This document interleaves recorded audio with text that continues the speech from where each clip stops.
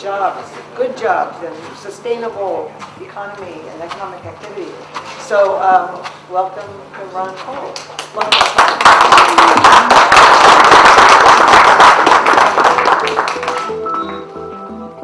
Willits has seen better times, and this is, the title of the talk is Building Wealth. And I wanted to emphasize that my idea of wealth was not cash, although cash certainly helps. The kind of wealth I'd like to see develop is a job market, let's say, that lasts for a lifetime. Because wealth, in my opinion, is based on long-term, in fact, lifetime relationships. If you have lifetime jobs, you have people who don't have to move around from place to place, and you have lifetime relationships developed in school. And finally, the big cycle turns and you're out and some new people are in, but the community bonds develop because there is not this constant churning of people coming and going, trying to stay afloat. Creates a community that is durable and does take care of itself. I'm going to throw out the idea that the shortage of cash can be determined by looking in your garbage. And I didn't ask you to bring your garbage, and I don't think you'd have brought it if I did. So I brought mine. I can tell you anything, I got ideas of this and that, but garbage will never lie.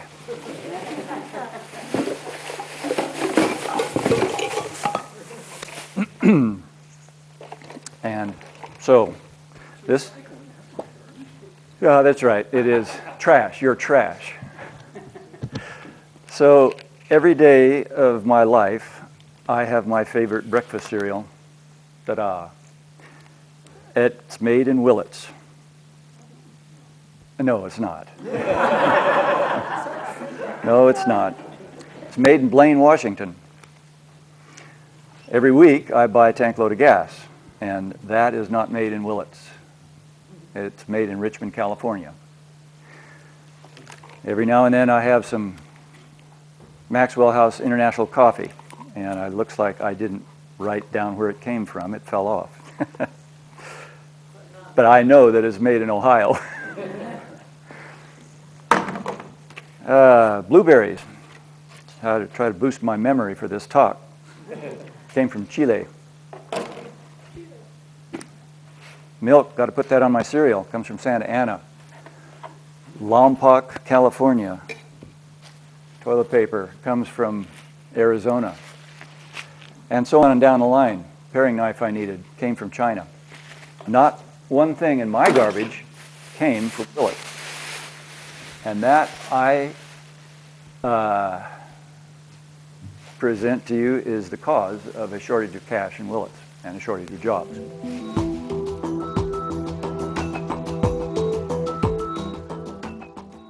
If that sounds like probably why Willits is poor, it's probably why the United States is poor at this time too.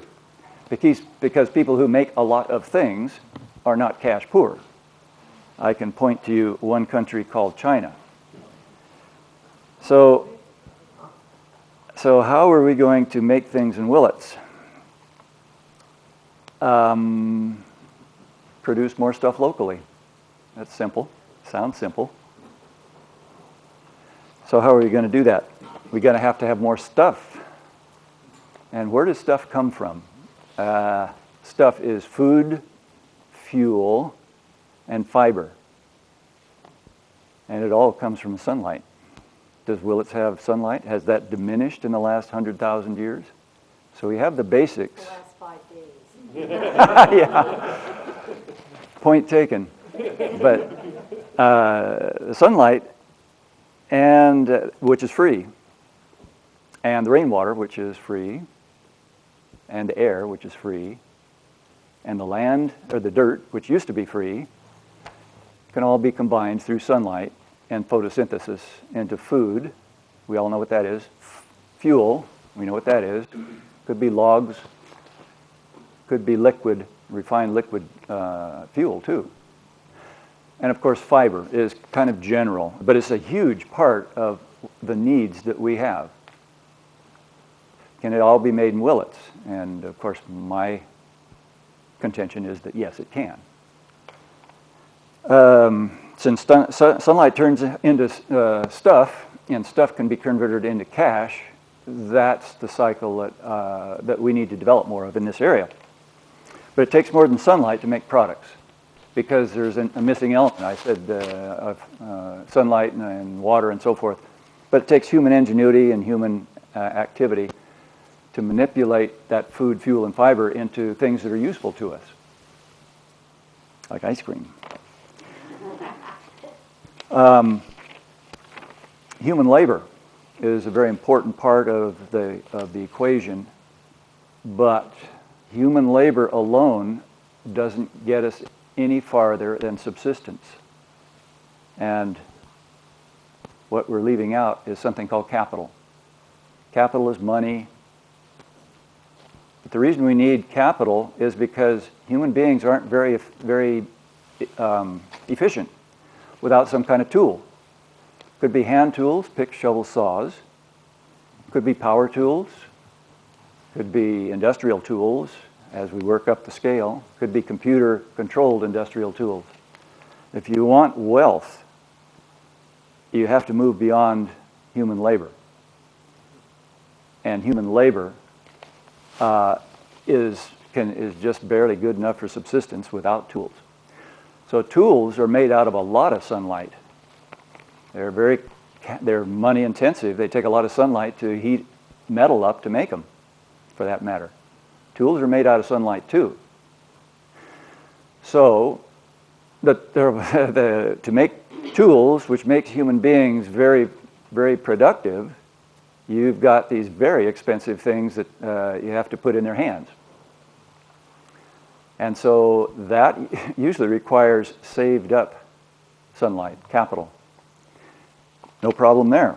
How did we used to get capital in the good old days when we were really rolling? We didn't have to. We had people come cruising through the Mendocino County and Humboldt County and look at that 2 billion board feet and say, we'll bring the capital. We won't even tell them what it is, or that they need it. They brought the capital, and we thought, wow, isn't this nice? They're offering jobs, they're paying cash every 2 weeks. What's not to like?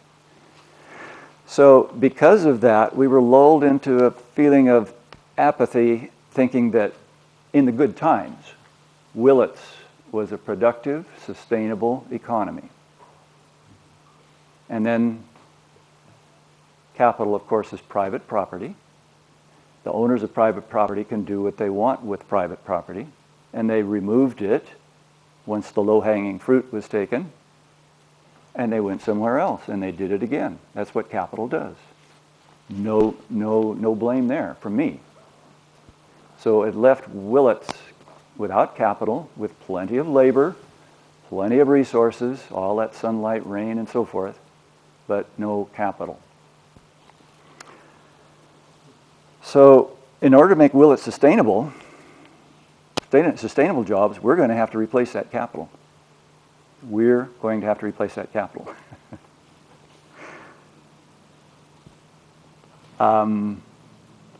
We can go out, borrow it from banks, but that's actually private capital again. Very risky, I can tell you as an entrepreneur. And rather than try that, I'm going to offer an alternative.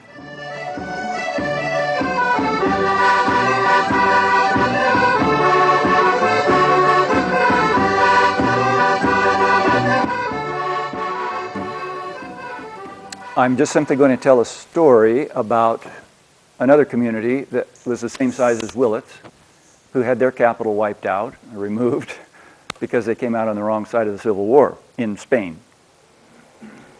So the Pyrenees, the foothills of the Pyrenees, has a little town called Mondragon, and same size as Willets, same population. There was people fishing through the rubble for scraps to eat after that war. But at the same time, there was this Catholic priest. He had been teaching economics in the little town of Mondragon. That was his job. And he had 5 very bright students, and they decided that they were going to rebuild, from the standpoint of economics, a little paraffin stove. And I never imagined that there was such a thing as a paraffin stove. But in Mondragon, like Willits, gets pretty chilly in the winter. And they sold like hotcakes. Father Jose had the same choices we have here in Willits in terms of business structures, types. The column on the left has one thing in common. It's basically authority-based. That's the kind that the free market emphasizes the most. The business types on the left may not be familiar to you. On the right, I'm sorry. Good. And yet, those structures on the left are quite different in their incentives than the ones on the right. One American, probably one person out of 3 in this room, belongs to one of those structures on the left. They're not new and radical. I, in fact, belong to 3 of them. I belong to Ukiah Co-op, I belong to Redwood Credit Union, and I own and operate a business trust. So these are 1 in 3 people in the United States belong to one of these forms. So the people in Mondragon looked at this, and for their own reasons, they chose to go with a cooperative when they set up their little paraffin heater. And the heater prospered. Everybody in Mondragon after the war needed a heater in the winter, and so they sold like hotcakes. And then right away, they ran into a problem. They needed a bigger factory, more tools. So they sat down again and said, well, what are you going to do about this? We borrow outside the town, and we're likely to lose our cooperative, our own business, if things don't go well. So one of them said, well, why don't we create another business? We'll make it a cooperative bank. And so that's what they ended up doing. They created a cooperative bank because all businesses need capital when they expand. They need more tools. So they did that. At the next juncture, the next problem they ran into was their workers who worked hard and because they were working for their own business. That's the unique thing about a cooperative, is that you are not only you're not only the labor, you're the owner. So the capital isn't somebody else's. It's private, but it's not somebody else's private property, it's yours. And they vote as a group as to what to do with that capital. So you won't find them agreeing to outsource their job overseas. They are locally based. The capital is owned by the community. They realized, or quickly found out, that laborers have families, and families have issues that come up, children that are born, people that die, the laborers get sick or hurt, and that was immediately noticed as a problem. So they opened up a hospital, a cooperative hospital. And so all of their workers had health care, free health care. They realized that their cooperative bank, which was serving their members, was very effective. It could swing money from one part of their little economy to the other. I forgot to mention that the way they capitalized their first stove manufacturing, because nobody had any money, was to go to the entire Basque region of Spain and tell them that we have industry coming back in Mondragon, but we need your help. And so even when people didn't have any money, they shook their sofa cushions, pulled their coppers out of wherever they were, and they bought shares in the Mondragon Co-op. Everybody in Mondragon, because of the pride that they had in their own local business, caused them to pull money out of places they didn't know they had. And so that first cooperative was capitalized on savings. Once they got the bank rolling, they thought, we don't have to just bank and provide banking services for ourselves. They opened up bank branches all over Spain. And so as the banking business grew, all these non-members' cash came pouring into the Mondragon Bank, and then they could build second-tier cooperatives. Because they were getting into 1980s by then, and things were starting to go global. And so they built a second-tier cooperative, which did nothing but research and development. They had a tiny group, probably 3 people, scanning the world for business opportunities or business things that they could improve on. And so that second-tier one began the rapid expansion into the global community.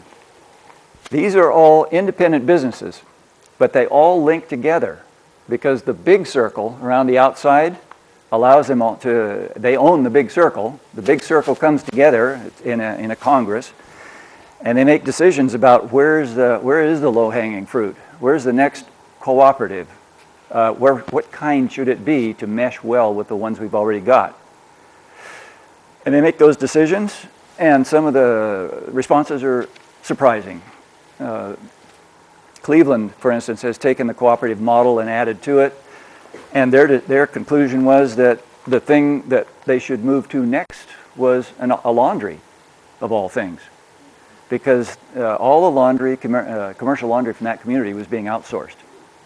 So they built a commercial laundry, the greenest of its type, in that community, and immediately swung the business from the local hospitals and care homes and so forth toward that business, and it was profitable within about 5 months. That Cleveland model is another series or cluster of cooperatives based on this model. So a wave of these is beginning to come down the line. This diagram will remind you of a few ideas I had. I've had many since, and I'm sure that everybody here, when you start thinking about it and looking at your trash, you will find ideas for locally produced products and services that we would really like to hear about. That's the real reason that we're here today, is to begin to engage everybody who has trash to look for business opportunities and get them into a public forum so that we can have people with the skills to pencil through them and find out which ones could be used soonest to begin to expand a Willits economy. The last principle I hope to emphasize is that by each business working together, cooperating as a cluster, rather than each business competing with each other for market share, you will be amazed at the results. I don't know how you feel about Mormons, but the Mormons got driven out of the Midwest because every time they got together, they'd work together. It wasn't the little house on the prairie model for them. They had their temples up and running in 3 months and everything organized and ready, and they became prosperous very soon. So it's a lesson to take, working together. I think the last thing I'll mention about Mondragon is that they now consist of 80 cooperatives. They became a cooperative corporation, global, international, multinational corporation. They do business, they have businesses in 256 countries, including the United States and China and Europe. Their annual revenues right now are $20 billion, and they actually employ the entire population of Mendocino County, about 100,000 people. They have never lost a cooperative because their cooperative bank ensures that each little business, which can be family owned, has the expertise it needs behind it to prevent it from failing. A 0% failure rate in 50 years. It's not too bad. They lost 7 jobs in 50 years. And it took the entire circle, the big circle, to get rid of those 7. So that's a successful model. This Willits model, this Willits replica of Mondragon in miniature, has some core businesses right here. Right in the middle is the banking cooperative. I have the 2 industries, not businesses, but entire industries that I would propose for the Willits area. Uses sunlight, water, and so forth. It uses photosynthesis to produce these 2 core businesses. One of them is a biochar cooperative, and one of them is an ethanol production cooperative. Many people have heard bad things about ethanol, and 2 years ago I was one of them. I would enjoin you to read Alcohol Can Be a Gas by David Bloom, and it will set those things to right. Even the people that did the biofuel video called Fuel have come right back around because they hit alcohol kind of hard. It was corn-based alcohol. And they found out that they'd been had, they admitted it, and they've made a new DVD, a new documentary called Freedom. Willits is quite capable of producing all the liquid fuel that it needs to run its economy. So biochar and ethanol are the core industries, and we got the banking co-op in the center. I consider, even though I've heard Mendo Lake may be coming up to Willits, it would be really nice to have a banking co-op that was focused on promoting this business cluster concept.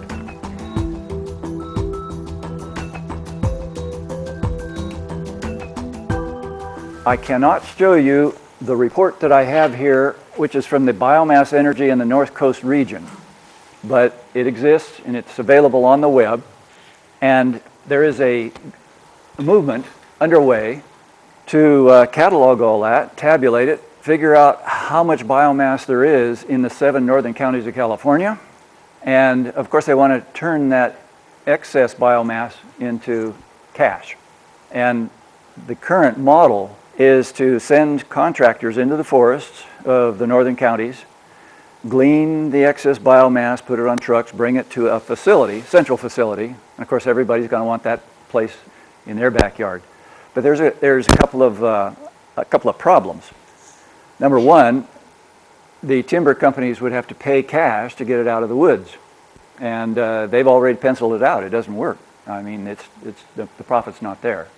Of course, they take incidental benefits because by removing the excess biomass, you get less chance of wildfire, and you get a healthier forest if you don't take too much out. And of course, the people who are going to turn this into cash are corporations, and their choice was Iberdrola, multinational from Sweden. And they're supposed to be very environmentally friendly and so forth, but basically they're going to take that excess biomass and burn it, turn it into electricity, and that runs them into their second problem. It would be about, they estimate 1.8 gigawatts that they could pull out from our excess biomass if we weren't taking too much. And nobody knows what that amount is. Trouble is, you can't load 1.8 gigawatts of electricity on the back of trucks and take it where you want to go with it. You've got to put in high voltage transmission lines. Not likely you're going to raise the $2 million a mile necessary to do that very soon. So I didn't have much optimism about that plan as I heard it. If you don't know what biochar is, it is the rising star of the people who are trying to push back global climate change, because once you convert biomass that grew last year into char, it's a very stable form of carbon. And when you put it in the dirt and you raise your soil levels of carbon to 10%, not only does your soil become extremely high yield soil, but that carbon stays there. It doesn't rot anymore. And stuff that rots in the forest gives off methane.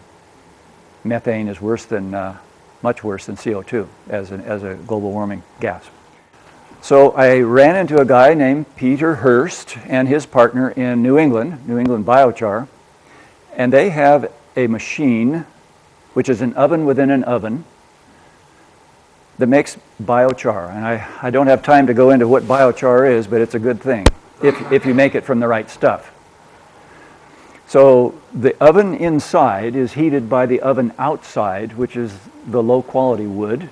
The oven inside begins to char the wood inside, and it boils, it burns, or pyrolyzes gas off that you can then distill into a liquid.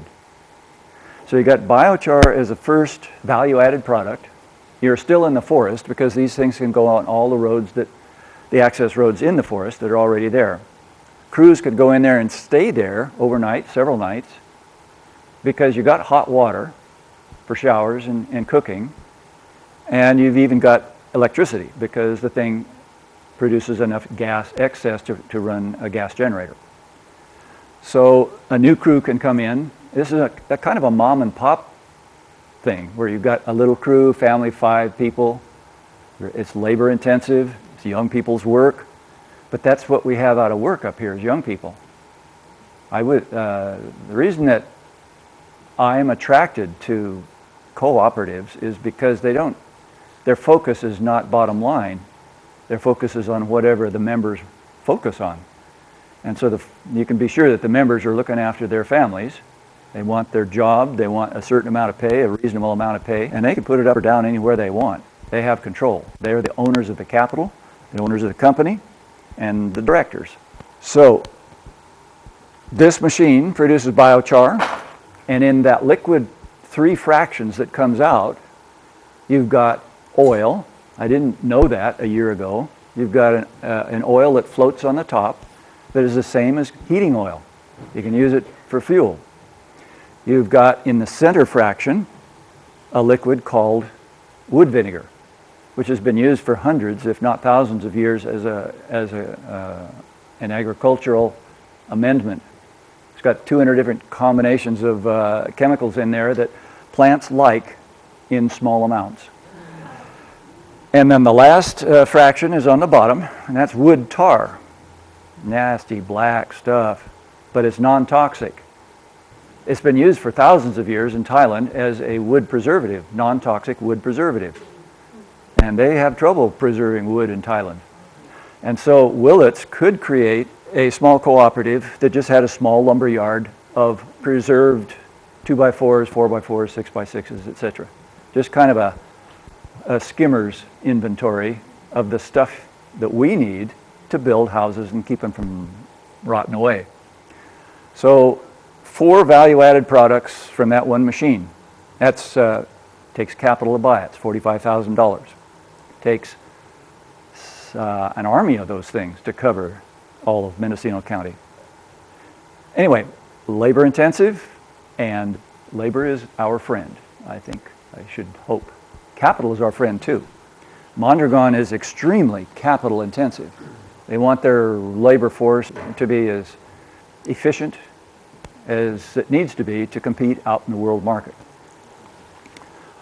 Okay, that's one industry, because the forest, not only the national forest here, but the private forests already have a budget to clean those forests out and replant and do lots of things in there. They normally hire out of area contractors to do that. I believe if you know anybody, any timber owners in the area, and we broach the subject to enough of them, we'd get a yes out of somebody that would let us sign a contract to go in and do this.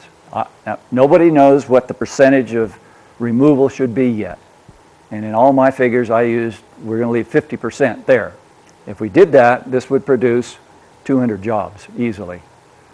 The figures given on this report here are if you burn it, you will produce 100 jobs for Willits alone. Every one of these things is a value-added product. So it's 4 times the value of burning it into ash.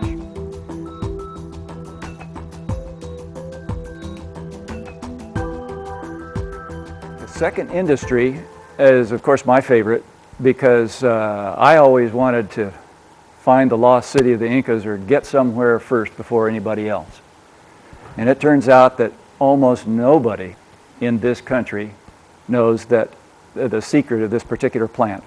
This is down in Ukiah, and it's called, we call it the Agave century plant. What we didn't know, it's just used as an ornamental. This is El Azteca restaurant. And so a common ornamental plant that has been growing here for years happens to have a secret that nobody knew about, a couple of them. Number one is it converts sunlight to sugar faster than any other land plant. in 4 years, they come from this size to that size, which is probably 1 ton per plant. And all of that biomass is useful. There are so many products in that plant that there are about 50 byproducts from it, other than ethanol. You have to get the alcohol out before you get access to all the other goodies. The main thing is the Agave Americana, this particular type, grows here, and the alcohol yield from that is about 2,500 gallons per acre of agave. You can easily compute how many acres you need of this plant to produce all the liquid fuel that Willits needs. It's not that much. And it does not like farmland. Everything that you use for ag land would not be useful for an agave. It likes it. It likes very good drainage. It likes a hillside, or it likes rocky ground like a railroad track. Every happy agave I've ever found was growing in gravel. They grow under trees. Some of the happiest that I've found were under an oak tree grove. I've seen them grow under redwoods. So it's a plant made from heaven. We can wind it up by just going through a couple of slides, and you can watch this process in action. This belongs to John Foster of John Foster Trucking. He knows everybody in the county, and he's already formed a corporation, an LLC called MAP, Mendocino Agave Project, and he's a man with a nose for money. So what I would hope, if you take this out of here, that you think carefully. Nobody's going to get rich growing agave, and he's putting these in as a nursery to propagate it. But the gold is down the line. So let's go. This is how it's planted by machines. Capital again. Next one. This is what they look like after they're harvested. Now that's the prize right there. That integrated biorefinery, 50 bioproducts. I had indications of plates and cups and all kinds of clear plastic clamshells and stuff that is made out of the type of material that comes from agave. It's a plant made from heaven.